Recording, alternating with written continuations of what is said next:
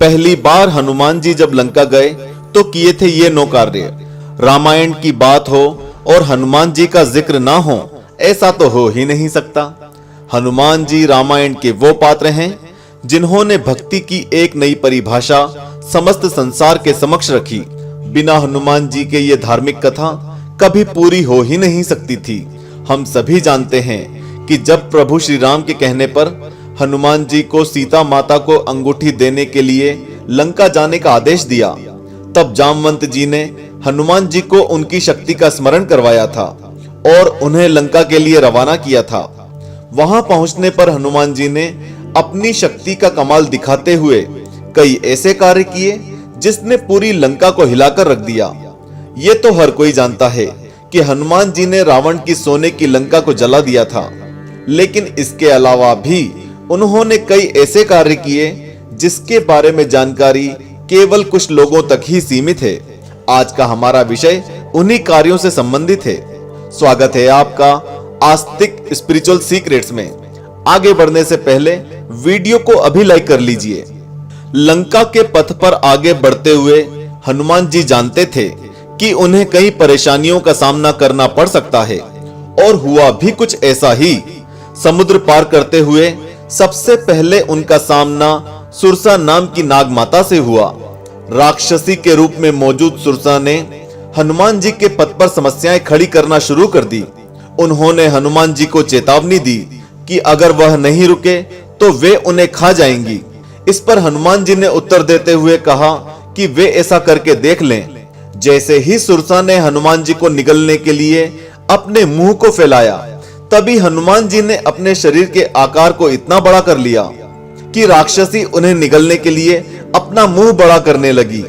ऐसे में हनुमान जी ने अपना आकार छोटा करके स्वयं ही सुरसा के मुंह में प्रवेश कर गए और थोड़ी ही देर में उनके शरीर से बाहर निकल गए। उनकी बुद्धिमानी राक्षसी को भा गई और उन्होंने हनुमान जी का रास्ता छोड़कर उन्हें आगे बढ़ने दिया और आशीर्वाद दिया कि उन्हें अपने कार्य में सफलता जरूर हासिल होगी। नंबर 2, राक्षसी माया। समुद्र पार करते हुए हनुमान जी का सामना केवल एक ही राक्षसी से नहीं हुआ, बल्कि राक्षसी माया ने भी हनुमान जी का मार्ग रोकने की कोशिश की। दरअसल राक्षसी माया समुद्र में वास करती थी। उसकी शक्ति मायावी थी। वह आकाश में उड़ते हुए पक्षियों को पकड़कर अपना शिकार बना लेती थी। जीव जंतुओं की परछाई पानी में देखकर उन्हें निगल लेती थी। हालांकि उसकी माया बाकी जीवों को आसानी से अपने चुंगल में फंसा लेती थी, लेकिन हनुमान जी जानते थे कि ये राक्षसी माया है जो उनसे छल करना चाह रही है। इसलिए वह उस छल में नहीं फंसे और उन्होंने उसका वध कर दिया। नंबर 3, विभीषण से मुलाकात। लंका जाकर हनुमान जी को प्रभु श्री राम का नाम जपता हुआ सुनाई दिया। एक पल को हनुमान जी सोच में पड़ गए कि इस लंका में प्रभु श्री राम का नाम जाप कौन कर रहा है, और वो आवाज सुनते सुनते विभीषण के महल में पहुंच गए और उनकी भेंट विभीषण से हुई। राम जी के पद चिन्ह देखने के बाद विभीषण खुश हो गए। हनुमान जी ने विभीषण को राम के बारे में बताया और उनकी मुलाकात राम जी से कराने का वचन दिया। नंबर 4, सीता माता से मुलाकात। हनुमान का यह कार्य सबसे जरूरी था, जिसके तहत वे अशोक वाटिका में पहुंचे। माता को परेशान देखकर उन्होंने उनसे मुलाकात की। उन्हें विश्वास दिलाया कि प्रभु श्री राम जल्दी ही आपको यहां लेने आएंगे। भगवान राम की दी हुई अंगूठी माता को देकर उनके दुख का निवारण किया। नंबर 5, अशोक वाटिका को उजाड़ना। हनुमान जी ने सीता माता से मुलाकात के बाद पेट पूजन करने के बारे में सोचा। इस विचार से अशोक वाटिका से फल निकालकर खाने लगे। जब राक्षसों ने उन्हें रोकने का प्रयत्न किया तो हनुमान जी ने पूरी अशोक वाटिका ही उजाड़ दी और कई राक्षसों का वध कर दिया। नंबर 6, अक्षय कुमार का वध। हनुमान जी द्वारा मचाई गई बर्बादी देखने के बाद रावण ने उनके वध के लिए अपने पुत्र को भेजा, लेकिन हनुमान जी ने बहुत आसानी से एक बड़े वृक्ष को अक्षय पर दे मारा, जिसकी वजह से कई राक्षसों समेत उसकी मौत हो गई। रावण हनुमान जी को एक साधारण वानर समझ बैठा था। नंबर 7, मेघनाद से युद्ध। अक्षय के वध के बाद रावण ने क्रोध में आकर अपने बलशाली पुत्र मेघनाद को हनुमान जी को पकड़ने का आदेश दिया।